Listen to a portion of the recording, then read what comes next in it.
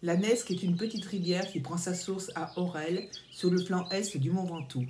Après un court parcours à travers les monts de Vaucluse, elle se jette dans la Sorgue, peu avant Avignon. Le nom de Nesque dérive d'Anesca, divinité romaine représentée sous la forme d'une femme porteuse d'eau et d'épis de blé, symbole de vie, de richesse et d'abondance.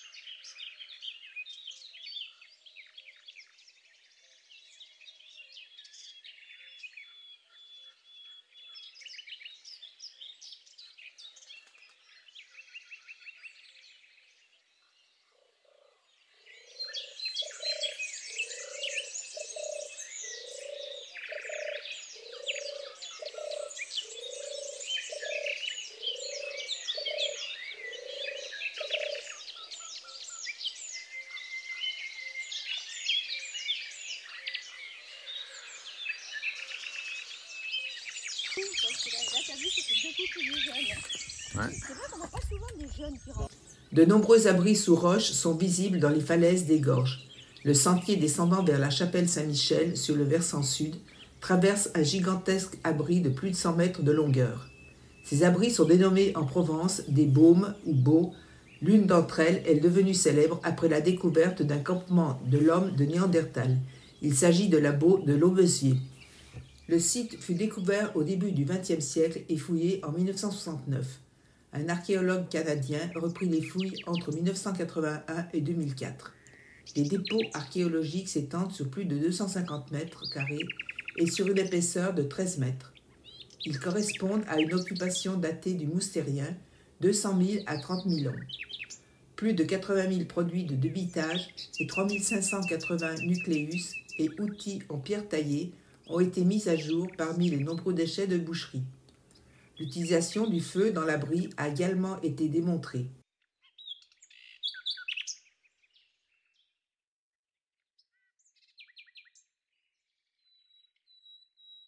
La Nesque s'est creusé son lit dans les calcaires de l'Urgonien, 130 à 125 millions d'années, constituant les monts du Vaucluse, formant les gorges les plus spectaculaires de Provence après celles du Verdon.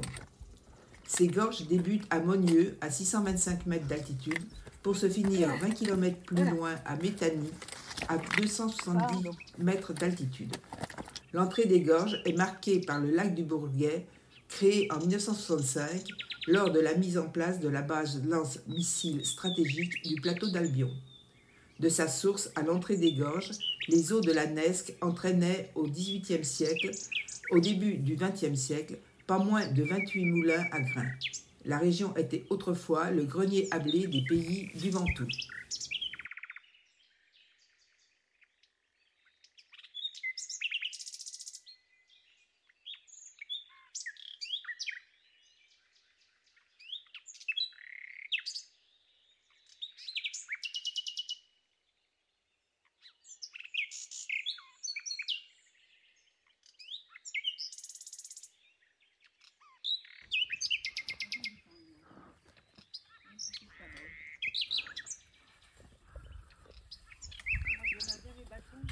Hey, c'est un 3 étoiles. Le bâton et tu descends tout sur la fesse.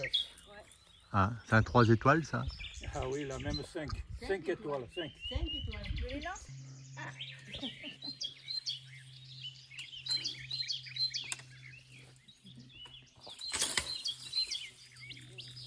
Tu veux la main ou pas?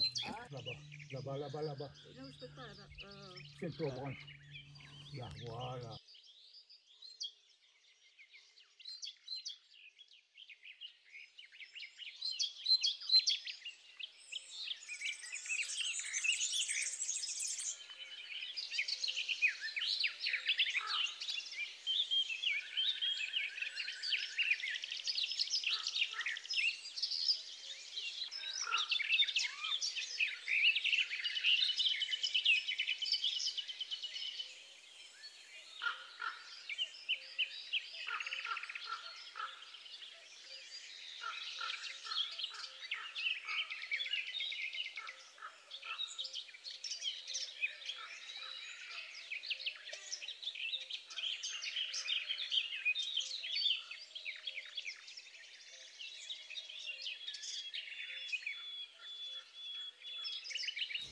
Au fond de la gorge se trouve la petite chapelle de Saint-Michel. Le petit bâtiment rectangulaire, 10 mètres sur 4, avec une abside semi-circulaire côté nord-est, a été construit au XIIe siècle au sein d'un abri sous roche, creusé sur la rive droite de la Desque. L'abri s'étage sur 2 niveaux. Le rez-de-chaussée est occupé par la chapelle. Le premier niveau, autrefois accessible par une échelle, était occupé par un habitat néolithique. La chapelle a été restaurée à plusieurs reprises, dont, comme en témoigne l'inscription au-dessus de la porte, une fois en 1643. Le bâtiment est séparé de la paroi rocheuse par un étroit passage.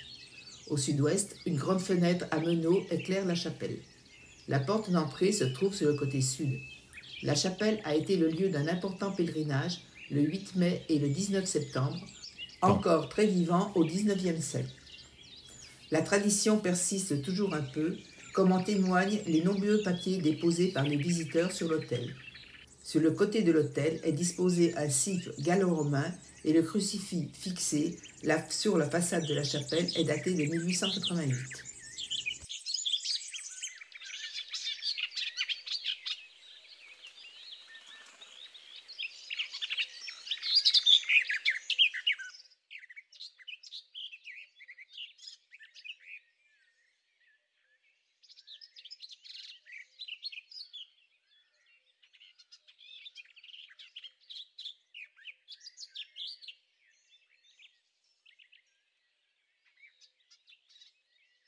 Sous mon balcon, comme Roméo, oh, Marie-Christine.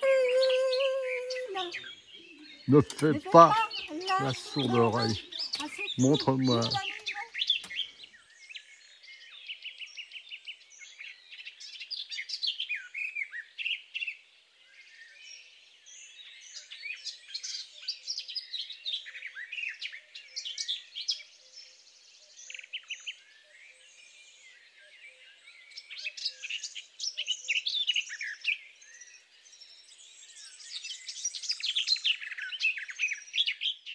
Dans les gorges, la Nesque est cependant très souvent à sec.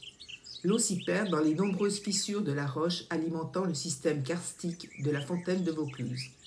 La preuve en fut apportée en février 2004 par un traçage à l'iode. Le traceur, injecté dans les eaux de la Nesque, apparut 11 jours et 18 heures plus tard à la fontaine de Vaucluse. Cependant, suivre le lit de la Nesque au fond des gorges est une randonnée très sportive.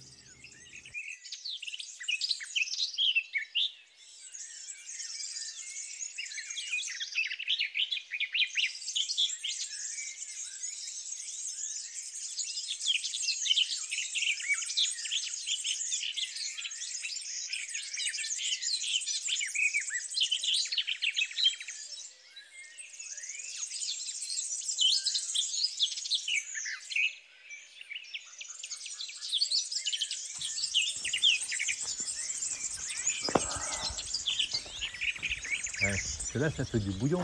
Ah. T'as vu un peu? C'est trop gentil.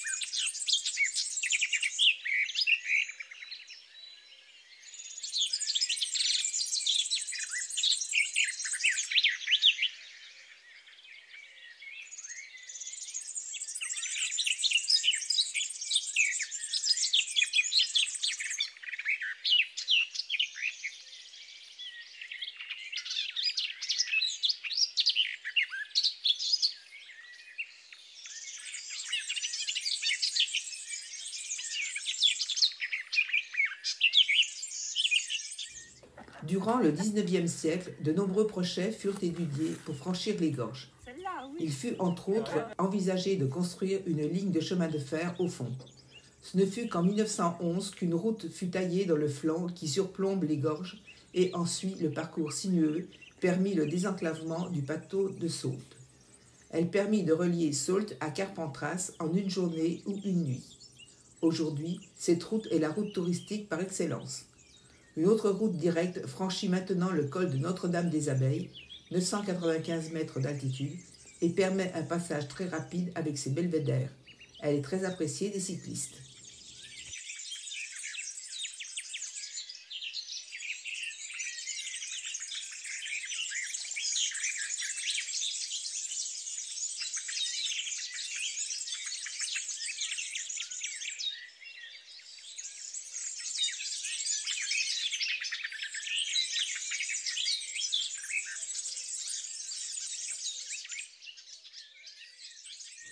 Le site le plus spectaculaire des gorges est le rocher du Cire. Celui-ci surplombe le lit de l'Anesque de plus de 250 mètres avec une falaise verticale de 200 mètres. Le nom de rocher du Cire trouve probablement son origine dans la présence de nombreuses abeilles sauvages. Le site est chanté par Frédéric Mistral dans son poème Calendal, paru en 1867.